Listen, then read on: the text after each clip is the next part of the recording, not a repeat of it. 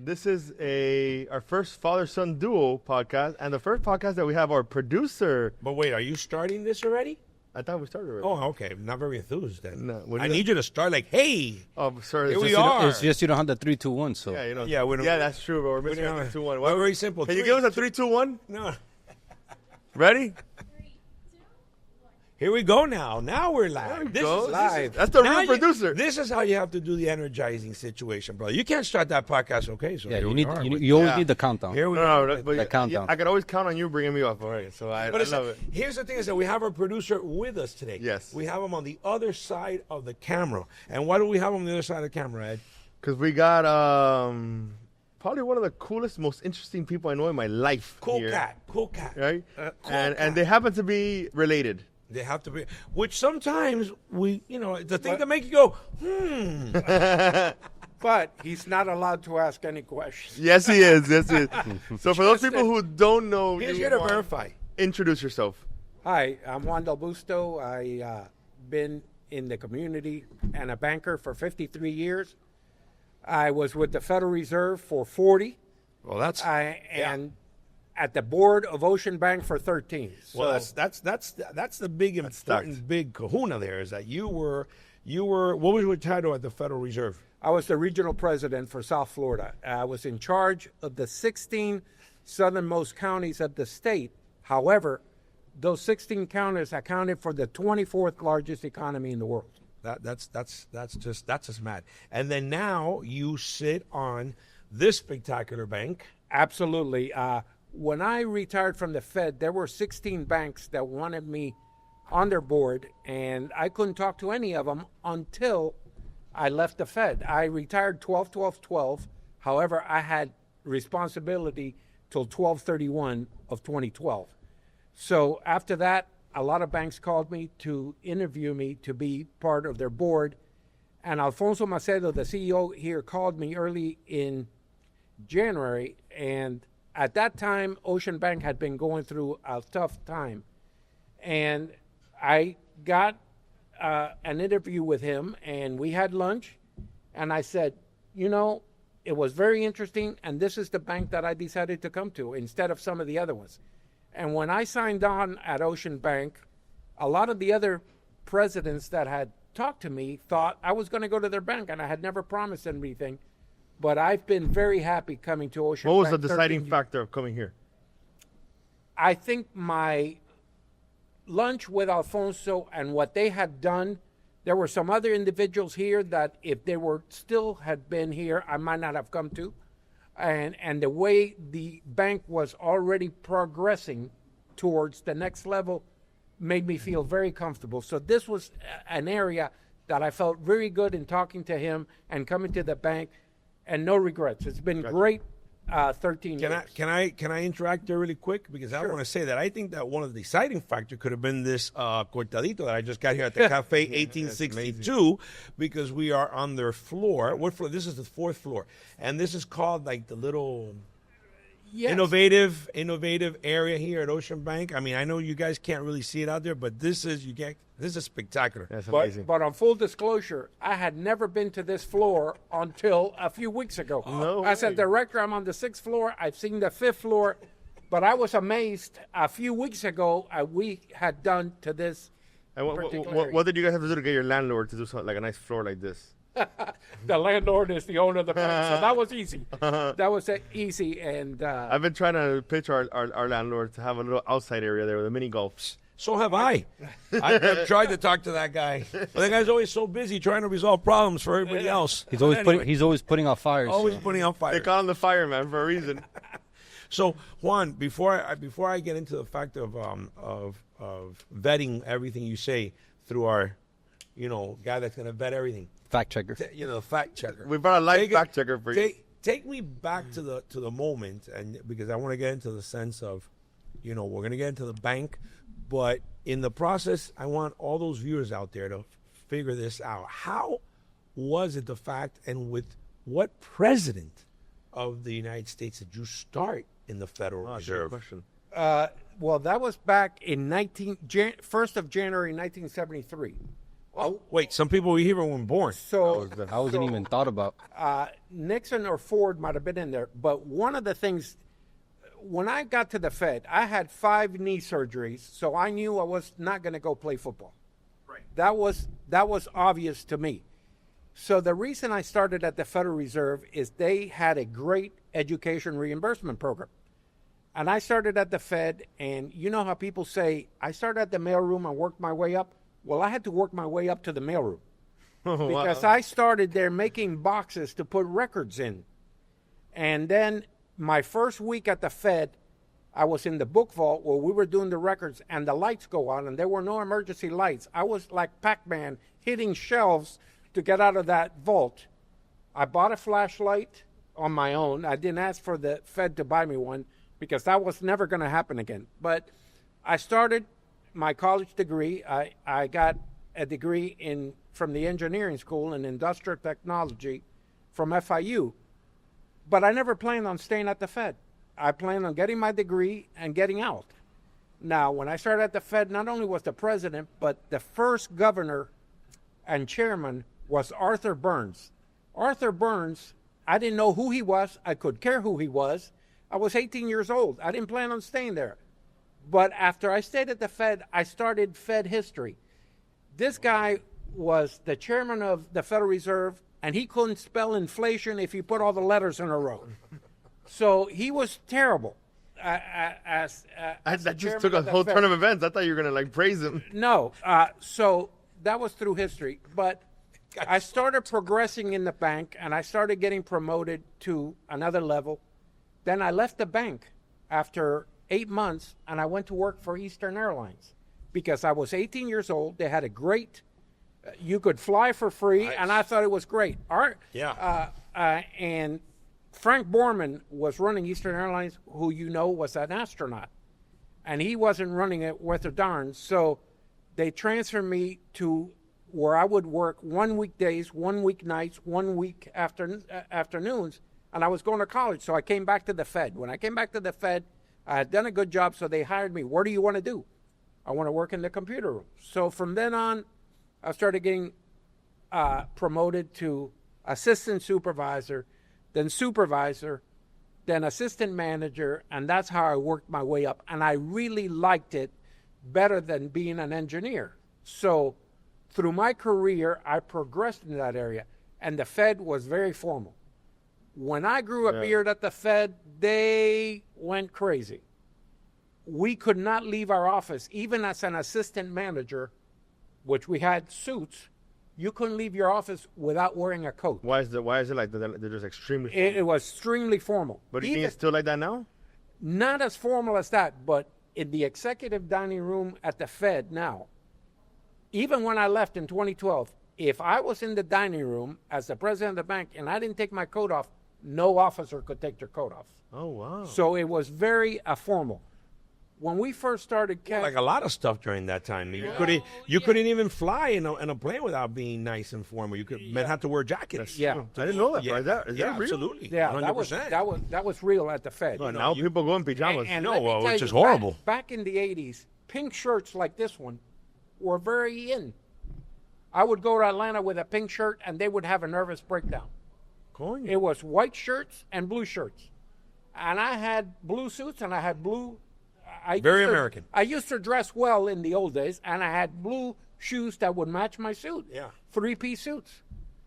But the beard they didn't like too much, and the pink shirts they didn't, but they got used to me, and I wasn't going to change. I want to ask you something. So I had the opportunity to tour the Fed, right, at one point, and there's an area where you go, and they're just shredding a lot of money. Yeah. Can you explain to people how often people shred money? How does that process work? Well, how you guys get the money from the banks, etc.? Well, one of the questions you asked me, and I'll say one of the proudest things that we did in Miami, 68% of U.S. currency is abroad.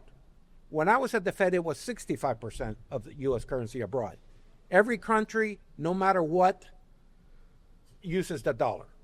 So we got very innovative in the Miami branch. We ran it like a business. I always ran it like a private business. It wasn't a quasi-government agency.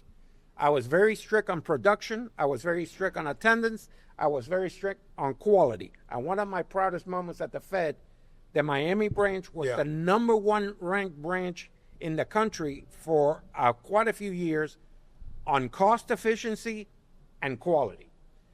So we got very good at handling money. The Miami Fed is the only Fed branch outside of a downtown area. We were so close to the airport because of check processing that we became very good at sending money out of the country. All the U.S. dollars that go to Europe, Central America, South America, and the Caribbean come out of the Miami branch. Oh, wow. So we're the third largest in the country in handling currency. New York is number one, L.A. number two, and Miami number three. When I left the Fed in 2012, we were getting a new $100 out. I remember. So one thing that I can't tell, and I still can't say, I can't tell you how much money was in the vault in the Miami branch. However, I can tell guess? 900 billion. I can tell you that in my last weeks at the Fed, at the last few months, we were destroying between $750 million and $1 billion a week. That is crazy. I'm glad I didn't know you at that Don't time. you think it would be good? I would have been like, there with donating the that money super to glue. people? Yeah. It just That's literally what I would do. I would get those little packets, take them home, and try to put them together and piece them together. And all the puzzle. and all the money we would send to foreign countries, at that time 65%, like I said, it's in foreign countries, was brand new money, not fit money that had circulated. So we had a lot of new money in the branch. Talking about that, what do you think about cryptocurrencies and all that? I know I wanted like a full thought process, if you can, on your vision on that coming from the Fed. That's gonna have to go to another program after the crypto. Well, not from the Fed, but here's my crypto has done well in the last few years. However, it's backed up by air. I am a conservative investor and banker. Crypto has done well for individuals that are young. You and Justin started that. Yep. I'm mining crypto when I thought you guys were crazy, but it has produced and it's been. But I would not personally invest in crypto. I still, you know what happened to the guy here that had naming rights of the arena. Yeah, FTX. Yes, FTX. Sam That he was Bankman. He's in prison right now. So that can happen to a lot of people. Crypto is not backed up. I've been investing in silver and gold since I was 18. But you know what? It's a hard investment. It's a tangible asset. You could touch it. You could feel it. Absolutely. So crypto will do okay for now, but I still worry that one day when it comes crashing down or there's no one really accepting it. Yeah. You'll be at the end. I told you so. It's a speculative I asset. heard, once I retired, I heard Alan Greenspan talk about crypto for 15, 20 minutes. I still to this day don't know what he said, but the bottom line was no. So I just worry about some asset like that you can't really monetize accurately. Gotcha. I was going to ask you, there's a lot of rumors that the Federal Reserve doesn't really have all the gold that it says it has, that's backed up by, et cetera. Can you clear those rumors? This country went away from the gold standard years ago. Okay. However, the Federal Reserve Bank in New York still has a vault like 3 or 4 stories underground with gold from a lot of countries in the world, and they still exchange gold between different countries and monetize that. But the dollar is not backed up by gold. It has not been for years. And is there a concern there or no? Well, there's not a concern on my part. There's other people now that want to come back and bring it to the gold standard. That will not work in this economy. Yeah. It will not work not only from the money standpoint, but from the technology standpoint. To me, it's just impossible. Gotcha. So when you said you started with Nixon, how long were you in the Fed? So what was your last president before you retired on 12? What was it? 12, 12, 12? 12, 12, 12. Did you pick that on purpose? Yes. Obama then. You did. Yes. Yeah. I did pick it on purpose. And the reason I picked it is I was going to leave in March of 2013. Not that much longer. But there was a program that I was grandfathered in that I would have left a few $100,000 on the table if I didn't retire by the end of that year. Got it. So I said, why wait a few more months?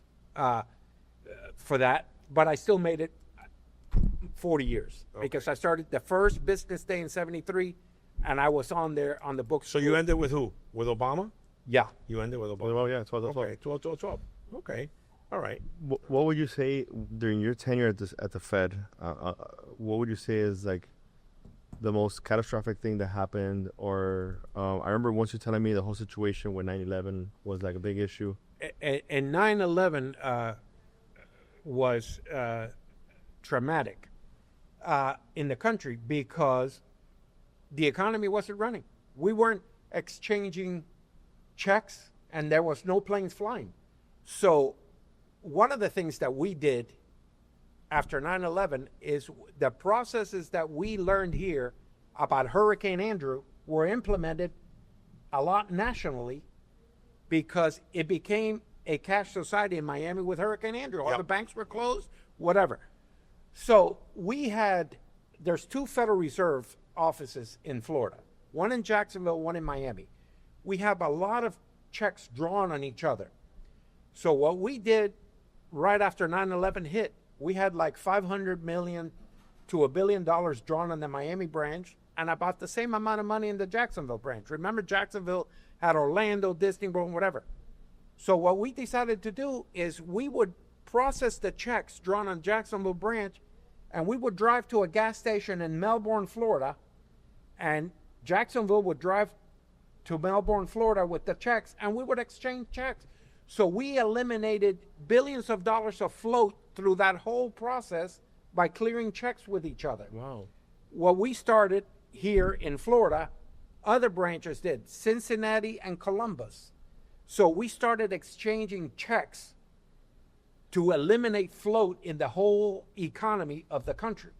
So we helped move the economy forward as much as we could during that time. Now, the first planes that flew after 9/11. So to that part, Juan, do you ever think that, we were always prepared for something like that? I guess No. nobody was ever prepared then. No. We had contingency plans for everything else. hurricanes, for different things, Yeah. but never anything like that. And 9/11, But that's crazy to me. the World Trade Center was hit really because of the symbols, not only because of the World Trade Center was a symbol of freedom, those buildings, but because of all the financial institutions that were in there. Yeah. That Makes was sense. the reason that was done. And when you go back, and I don't know how secret this is or not, but it's long enough where I can say that. When you got into the caves with bin Laden, there were actual references to our new Federal Reserve Bank in Atlanta and Federal Reserve Bank of Boston. So they were those were on their radar their to hit do list. away with. Yeah. So after that, we did change everything at the Fed. So when you guys saw that, you changed it. Got We you. changed everything to security at the branch. I had to crazy. put cabling for cars not to come in. We had the exit moved out of the building in case somebody decided to bomb the building. So a lot of more security. Well, because they already were, you're saying that they had like plans. They knew the plans Yeah. from all the reserves. Exactly. To try to hit it because Exactly. their thing was to cripple the economy. Yeah, Can anyone actually break in there and come out? Is there any possible chance? Not alive. Not alive. That I can guarantee you. I can't guarantee it. What was that movie? There was a movie. Pelham 1, 2, 3 in New York where they took the cash. Yeah, that was a good one. Listen, I'm fascinated with the fact of I mean, listen, again, for those that don't know, Juan, I mean, we could be here till we could be here till a week. So next year. And if we start, doing his rum tasting, we can be here the next year even better talking about this. But I think one of the most fascinating things that people don't understand is the sense of what you just explained of how the deposit and the whole world of banking, the steps, right? And the fact of from one reserve to the other reserve, when you see that, and then when we see what everything, I mean, I forget the movie, the movie probably, the movie when everything went down here, the 2000 crash, or 2008, and when everybody's in that room, in that boardroom, who was the Fed that time? Wasn't it Bernanke? Bernanke. And when you start watching that movie, that everybody's sitting down there and they say, we have to cover what? We have to cover what? And just to start about talking about what was it? AIG. X about billions and this billions. And people are just looking and say, hey, we have to do this. If not, you're going to have chaos in the streets. If we would not have gotten involved with AIG, it would have taken down like 30 banks at that time. Yeah. So you had to make decisions that you never made before. And a lot of the decisions were made Sunday nights. Sunday nights. I recommend that movie. I forgot what it's called, but people can look at that movie. That's when. The Big Short? No, I think The Big Short was a GameStop one. Yeah. But that's when you had to make decisions before the markets opened on the other side. And I lived part of that because one of the individuals that President Trump is recommending to be the next board chair is a gentleman called Kevin Warsh.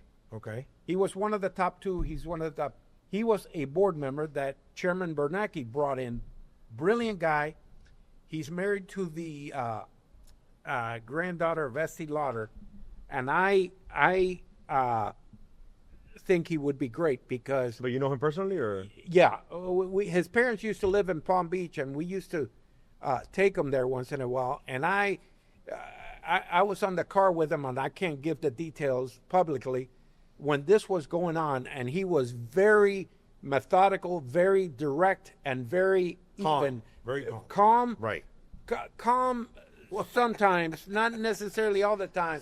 But I don't know how calm you can be when say nobody's going to be able to go to an ATM and cash the next day. He was having personal conversations that I was in the back with him. We had a driver and a law enforcement guy, our captain, when we took him up there. But he was very focused on what needed. So you think he'll be a great, good Fed chair? I think he would. I think he really would. What do you think about this whole situation that he just fired one of the board of governors? No, he didn't fire. He's trying to find out if he can fire. Got you.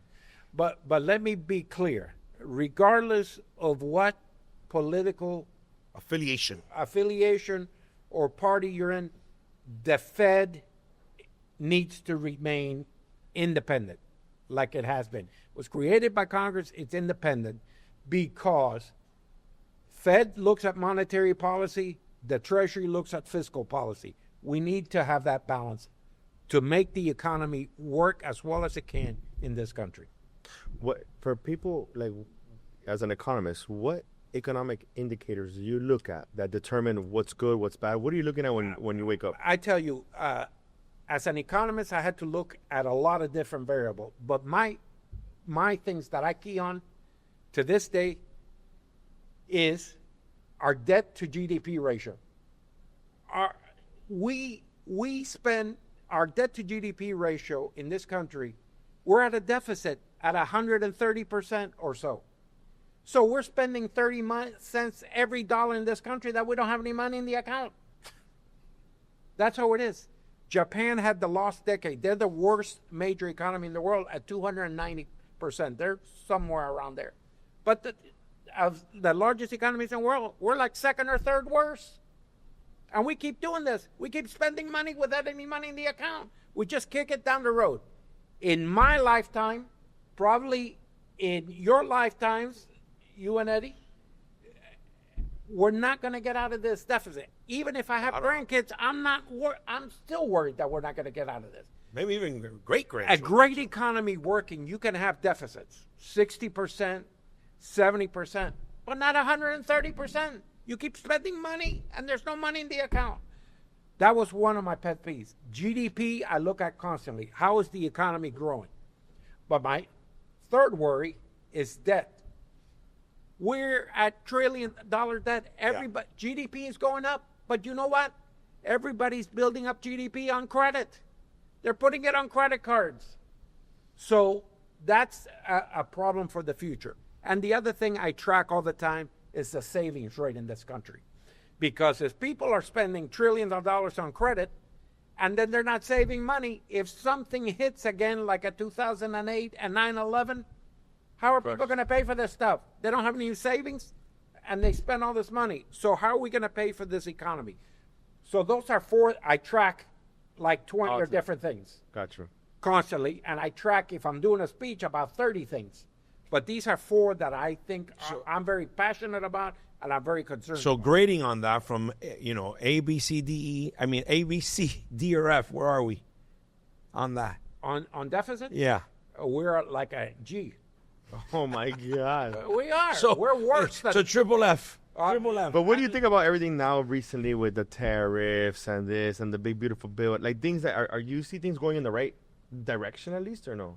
It all depends. Tariffs are inflationary, in my point of view, that I've always seen. However, if we're getting X amount more revenue in this country, we got to see the long term, and that each country has a different tariff rate. So I need to look at numbers before I make the final decision. Tariffs, if you think about it, because it's going to cost you more whenever you import things at 50% more. For me, I buy silver in different countries in the world. Now my Canada, I have a 3-pay thing on tariffs on my silver that I buy from Canada. So you need to weigh overall Gotcha. revenue. Listen, this formula is not brain surgery. You reduce taxes and get more revenue, or increase taxes to get more revenue. It's not brain surgery. It's not That's rocket the science, only. yeah. That's the only formula there is. Reduce expenses and get more revenue. That's the only way you can fix deficits. So on all that, and let me tell you again, I think one of the things that we're going to do is Dan Miami is going to host a little forum. You know what I'm saying? We're going to do a little forum with you, and the fact of explaining to people how they should be saving money and how they should be doing their finances. Well, he's taught Justin well. Well, but yeah, Justin, Justin learned. Justin, being younger than my daughter, Justin got this quicker than my daughter has, and so he on finance wise. I just love money. He watches the stocks every morning. Yeah, well, I give him credit. Years ago, he told me to buy this stock on a game thing or whatever, and he was right. I wouldn't have known about it. So yeah, he knows. So, into that point, I want to jump from all your expertise with the fact of course, Federal Reserve and everything, and then I want to jump back. I want to bring you back over here now, and the fact of when you made that decision to come to the Ocean Bank board, and the fact of what led you to say, I want to be with Ocean Bank. How, if that was your decision, how did you see the fact of the work, at least that I view that Ocean Bank does in our local economy, and the importance of a bank like Ocean Bank? Because we can sit here for a while and we can discuss all banks, but I've seen banks come and go. I've seen banks get sold. I've seen banks been taken over by the Fed. And even though when there was a time, I'm the one who took them over. There you go. So but when you have like something like Ocean Bank that has had its ups and downs and everything, but it's been there, and it's been able to come out of, let's say, out of the water, back arise again, and the importance of a bank like this in our community. Absolutely, and my decision was my conversation with Alfonso, and the integrity is what made me decide to come to Ocean Bank. Now, a lot of my friends give me, "Oh, you went to Ocean Bank, look how good." I said, "Let me explain to you that Ocean Bank, I did not make that happen. Ocean Bank was already on their way to being profitable and being before I even got to the bank. So I do not take credit for that. Once I'm here, I contribute what I can, but the credit belonged to Alfonso and his team before I even got here, because people on the outside keep telling me that, and that's not true. I take it. Now, when I've been here, remember, directors of a company do not manage that institution. Right. Yes. And you have to have a clear line between managing an institution and contributing to that. Now, I do my homework before I come to a board meeting. I do a lot on the economy, what's happening on interest rates. Sometimes I can say now because I have a lot of contacts still, and I use that. On management, I was very strong in managing. I might not be too articulate on certain things, but I can manage. So I try to contribute in that form on what I feel. On Directors Loan Committee, I'm very vocal. I have pet peeves on certain things, and one thing about me is I have absolutely no filter, and everybody tells Maria that 20 times. And I feel good that way, that I feel very comfortable in this board because you know what? Everybody listens. That's a good point. Not automatically that they're going to take my idea and move with it, but they listen. And that's the important part and what makes me feel good about being with a bank at Ocean Bank. And just to be clear, and this is public information, it's great to see a bank get to the point where not only do we have a sign there that we're at $7.2 billion and went over $7 billion, we were $60 million profitable last year. So that not many banks can say that. Yeah, and and the good thing, it's an independent bank, but as board members, you have a say and you feel comfortable. And you have to take pride in whatever you do. I feel ownership in whatever I'm doing. Yeah. I don't have ownership in the bank, but I have ownership that as a director, I need to do whatever I can and everybody around me to make the organization work the best that it can. I agree with you 100%. And I just want to add that before we jump to Eddie really quick. But I want to add the fact that I think that, even what you just said, that when you taught Justin here, and your daughter, the meaning of, how to balance maybe a checkbook and do this and that.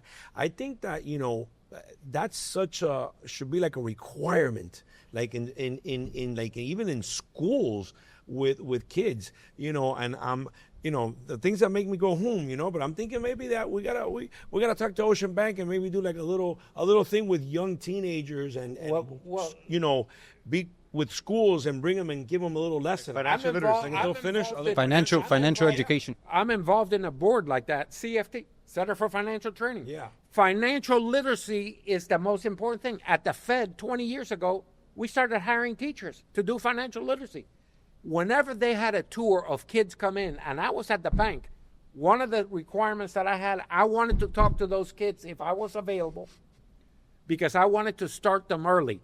We did studies at the Federal Reserve on financial literacy, and we thought at high school was early enough. It did not work. No. You have to start financial literacy at elementary schools and start teaching. And the problem is, it's not only kids. A lot of adults in our community can't spell financial literacy either. Those failed, and we got to bring them back again. Yeah. They got to repeat 11th grade again. So that's very important. And I'm involved in educational areas as a volunteer, and it's all pushing financial. Let me just put that to the director. Director, let's get Ocean Bank to come. Let's do that with some nice schools. Bring them and do like a little. Constantly. I think that'd be great. They have a lot of programs and take kids. I love it. CFT, I love it. And a lot of different areas. I want all my kids' schools to get involved in that. They're very progressive in that area. So giving back to the community for you is important. Giving back to the community. Look, Justin has known this all the time. I was on board, and I was campaign chair, and I was going to be board, but I retired. United Way, I was very passionate before, but Sebastian Strong, another great organization. I've contributed to 37 different charities so far in my life. My goal is to hit 50. And it's important to give back. Look, this country gave me an opportunity when I came here as a 7-year-old from Cuba. So I was, I don't know if I still I was the highest ranked person, a Cuban American at the Fed. How was it like coming from Cuba and growing up later in the States? How did that impact you as a leader or as a local? Well, remember, I came at a very young age. I didn't come in my teens. I came as a 7-year-old. Gotcha. So I pretty much grew up here. And back then, in the areas that I grew up, there were not too many Hispanics. So I learned English pretty quickly. But I remember my father when he came to the U.S., even though he used to travel here before, not only suits made here. First thing he did when he came, he came 6 months after my mother, he kissed the ground. That was very impactful for me.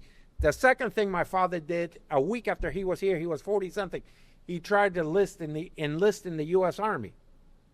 Now, I didn't understand why he tried to do that at that time, and they told him, sir, you're 40-something. Yeah. This ain't going to happen. But later on in life, I asked him why he wanted to do that. He goes, this country never had to take me in. I would do anything possible to protect it. So he tried to do that. And when he was buried 39 years ago tomorrow, to be exact. Oh, wow. To be exact, he wanted to be buried with those papers from the U.S. Army that he was. You learn through life on certain things like that what's important. Absolutely. I don't think we feel like people don't feel like that. I mean, people still feel like that today, No. but the majority of kids these days, they don't have that same love. That's changed a lot. Let me explain to you. In 1964, John F. Kennedy was shot. I was in a class in 4th grade, and this girl started talking, and it's still in my mind. Oh, yeah, my parents never liked him. I was going, what is wrong with, you don't relate at that time because they were Republican or Democrat. Yeah. But that's the president of the United States. 100%. So, I didn't like certain things about certain presidents, but it's still this country. Yeah. So, a lot of my friends I was growing up in junior high and high school, they would start talking bad about America, and I'm going, you guys don't understand that I lost a country, and I know what my father went through. Yeah. Look, you guys are not thinking about this the right way. Yeah. So that's just my ignorance. way. That's also called ignorance, my man. Jay, you got something or what?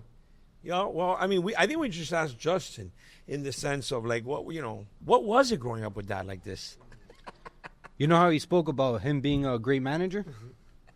To say the least, he was a very, very strict manager with me in the household. So even though I had my my issues, But every boy He didn't have any bad issues, but Justin did not understand the word no until he was like 20. No, my daughter did, but look, he turned out great. He is. He turned out great. We're not gonna get into family psychology in this program. He's very respectful and very very good person. So that's.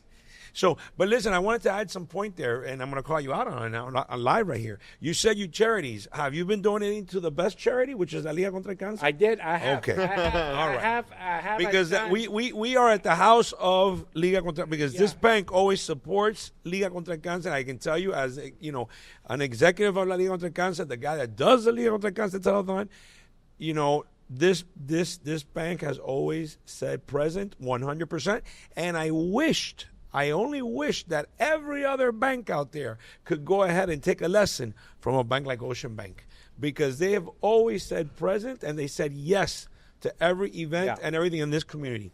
And I'm not saying that because we're at Ocean Bank, because off air, I've always said it, Ocean Bank has been with, La Liga is going to be 50-year anniversary this year.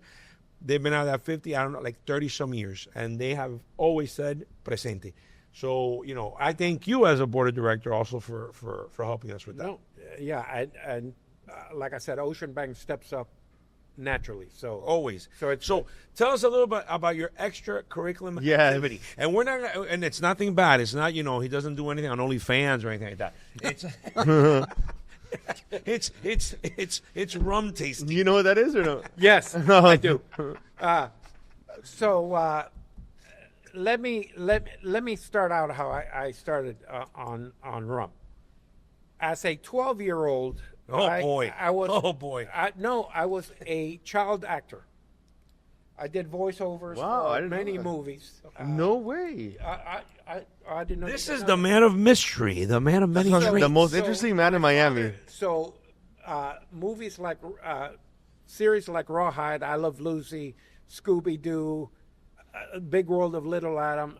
I did voiceovers from English to Spanish. as a kid. Justin, did you know this? He did. In Dade County Auditorium, they had events for Cuba, Añorada Cuba. I acted in all of that. I acted with Margarita Menendez from Que Pasa USA. Sure, of course. And my cousin was the mom. became an actress, Carmen More.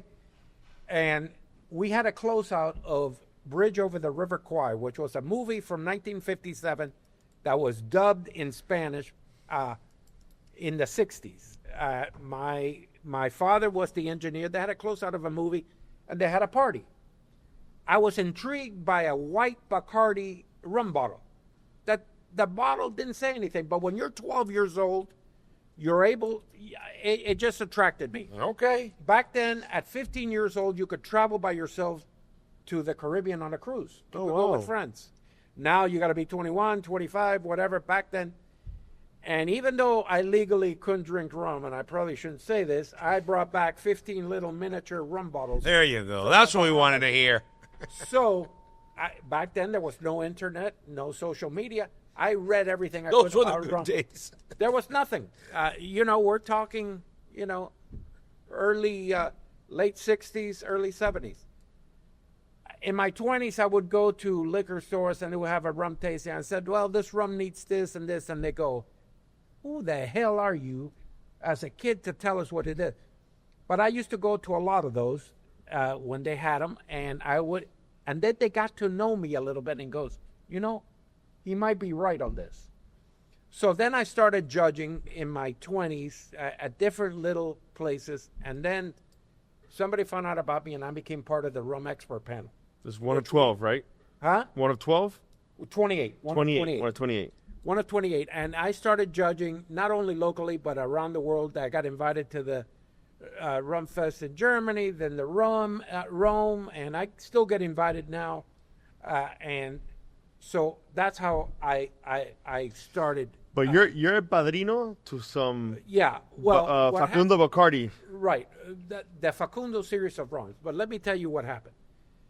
I was interviewing and meeting with Facundo Bacardi for lunch, but strictly business at the Federal Reserve. I wanted him on the board of directors of the bank because it was an industry that we didn't have too many people around the country, and he would be an excellent person to give us what's happening on the economy, on the liquor business.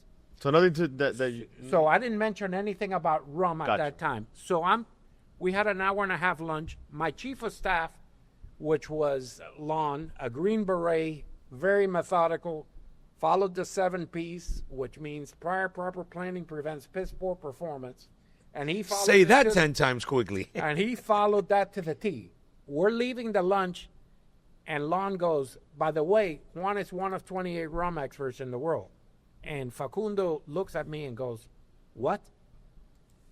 So then he stayed and started asking me, well, what do you think about Bacardi rum? I said, well, it's great, but I think the way the industry is changing, your oldest expression is an 8-year-old rum. I think you need to start doing like Zacapa 21, this other one 23. I think aged rums are coming into time. Play. He goes, I'm glad you said that because we're working on some rums that I want you to taste. And happened to be the rum expert panel was coming to Miami for a rum event. So he goes, can we have them at our penthouse and can they taste? So I said, yeah, I'll get them round up. Of course they'd want to do that. So we had blind tasting and the rum experts were in different tables, but I was in the table with Facundo Bacardi and Manny Oliver, their master blender. Sometimes it's better to be lucky than good. So I had blind tasting, and he goes, well, what do you like of these? I like 4 and 8 numbers. They were numbered. They didn't tell me what they were. Manny Oliver and Facundo look at each other and goes, those are the 2 that we're trying to work on. Oh, wow. They were from the family barrels.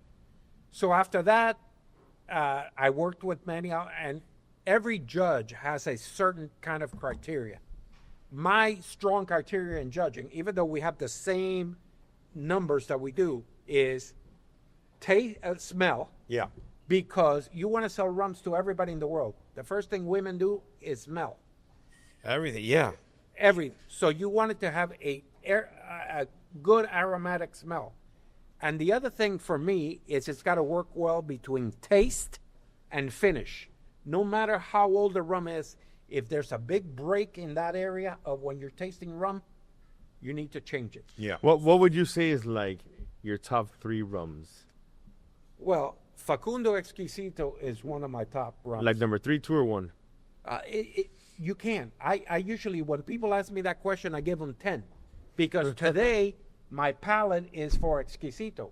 Tomorrow, my palate might be for Appleton 21. That makes sense. That makes sense. Interesting. Yeah, If that makes I'm sense. drinking, But why would you if say? I'm Because drinking it's already rum, the if- vibe you're in? Or if I'm maybe drinking the rum day. after dinner, Yeah. it changes. Gotcha. If you're in the I'm drinking beach, rum with a cigar, at if you're in a 12 o'clock at night, cruise. it changes. Yeah. Wow. So your palate changes completely. So when you're judging rum, you got to have a very clean palate. You drink a lot of water, you eat a lot of crackers, and wow. you smell a lot of coffee beans to change the smell. So you have to be very clean when you judge. But when you drink, if I'm drinking rum with you, I might have had lunch and I might have had meat, I might have had fish. So your palate changes. So, but I always give people my top 10. And you know, you've been to my house. I have 3,700 different rums. So top 3 would be más o menos. okay, Give me like 3 off the hip. Facundo Exquisito for sure. That's expensive, or you can find it in the stores or no? You can find it in the stores for about 115, 120. Okay. Appleton 50. Appleton 50 is a rum that from Jamaica that in 1963 they sent 12 barrels to Scotland. The reason they send the barrels to Scotland is because it's too hot to keep those barrels. Got you. So Scotland is cooler climate. However, after 50 years, they brought them back. Those 12 barrels ended up to 2.25 barrels. So they made an Appleton 50 rum, $5,000 a bottle. Wow. You have one of those? I've tasted it. Maria, my wife, who can't spell rum, she's a wine drinker. That's the best rum she ever tasted. Oh, wow. And the second best rum she ever tasted is that same night, but another rum. The Juan Del Busto rum. So, no. No. But that rum sells for $5,000. Let's keep it G. Yeah. That rum So that's number, and then what would you say is your top, like, more or less? well, Zacapa XO, Facundo Exquisito, and Appleton. But Appleton, I don't have. Got you. I have Appleton 21 that I like. We got to find them in Appleton, man. Appleton 21, which I had tasted, is Good gift for dad, $160. kids. Good give. Appleton 50. I wrote it down. Appleton 21 was about $160 a bottle. That's one of my top 10. Appleton 30 is $469 a bottle. I hate it. Oh, wow. I can't stand it. So when I tasted Appleton 50, they send us a bottle for the rum XPs, and it was the best rum I've ever tasted. Wow. So you can't never tell. So you can't tell on age what's better. You know, there's a Cuban rum that I love. Their 11-year-old is outstanding. But no- but- 12-year-old I can't drink. But there's no rum being made in Cuba anymore, no? Oh yeah, there's a lot of rum. Yeah? I have 57 Cuban rums. But At the house. aren't you not allowed to bring that in here? Well, Yes. those are from other people would bring those as gifts. Yeah, I didn't know that. And the airport, when people Yeah. would go, they would bring them as gift. There wasn't an Yeah. issue. Yeah, That I remember Sometimes of, they yeah. check and sometimes they don't. But yes. You want to ask the last question? No. Justin can ask the last question. Ask the last. Go. Well, one of our last questions. So, they have a favorite question here. Yeah. Presented by. Presented Toast. by Toast, number one POS system for all restaurants. There you go. What are your top 3 restaurants in Miami? You got to gotta start start at 3, 2, 3 1. Your and work your way up to 1. Okay. Number 3. Montecatini. I love it in Kendo. I've been many times. Okay. What do you like about it? Everything. I like. You know that their kitchen in the back is like super tiny, and they have like 50 dishes. I gotta get out to Kendall more often. Do it. It's phenomenal. Great service. I've never heard great of food. it. I know Very the owner. consistent. Very consistent. Never heard. Very Very consistent. consistent. And But they I'm come gonna- to your table with I'm a gonna white go. towel. I'm gonna go. You know, I like the whole vibe. Go there one time. Number 2. Well, another little go-to. You and Maria. What do we do tonight? Let's just go here. Hillstone. Okay. Hillstone, yeah, Hillstone's That's solid. consistent. It's solid. It's very consistent. Yeah. That's where you cut the cod. It's too noisy. and another one which is on the river on the ocean, but I can't remember the name now. Ocean The- because of Ocean Bank. No, no. Oh, I know what he's gonna say. Claw. Claw. Claw. Oh, yes. There we go That's with like claw the again. fourth person saying I claw. know. Yeah. And I always say the same thing after. You get it's claw, but you get clawed. Yeah, you Yeah. do. Yeah, I've never been, man. Then I've Joe never been. said, yeah. It's good. But what do you like about it? The freshness of the shellfish. Yeah, Manny took me once to Trulux, and they have some good shellfish there too. Trulux was not. Well, but it depends on what you're doing because Joe's doesn't have king crab. Gotcha. You know what I'm saying? Yeah, they have stone And crab. They have stone crabs. I'm the I love king- I like yeah, king crab and not for anything, but Trulux has spectacular king crab. Very, very good. You won't And believe- I've been to Claw too, so You but- won't believe, but a friend of mine, the best king crab I've ever had Yeah. was at Caesar's in Vegas. Well, but here we go again to Vegas. Well, I we can't went help from. I got it, but so now I got to go to Tao. I will be going to Vegas in October. You're going, Claw- yeah. Yeah, Claw so- has great king I crab. haven't said otherwise. You I pick just it. say you get clawed. You pick it out. It's got its number. You pick it out. Of the thing. I believe me. I picked it out and I got clawed. It's huge. It's huge. yeah.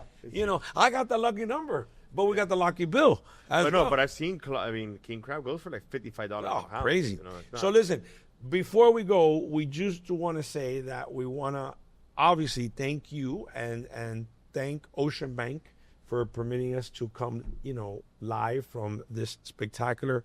Again, you guys can't see it, but it's a beautiful floor with everything that you can imagine, with food, coffee. What is this called over here? We got foosball We got tables, air foosball hockey, table, air ping hockey, pong. ping pong. This is the area where the bankers, when they're like frustrated with you guys out there, and they go, "Wait, those people, those clients of ours, let me go and de-stress." Yeah. They come up to this fourth floor. You know what's because crazy? I they didn't realize de-stress. they have like 500 plus employees. You know? Yeah, about ocean is 600 ocean. something. Yeah, it's amazing, and the building's amazing. We have a lot of branches. Yeah. We even have a branch now in Boca. We have a branch. Yeah, in it's Orlando. amazing. So, thank you, Mr. Board of Director. Thank you, Mr. Ex-Fed Director, rum connoisseur.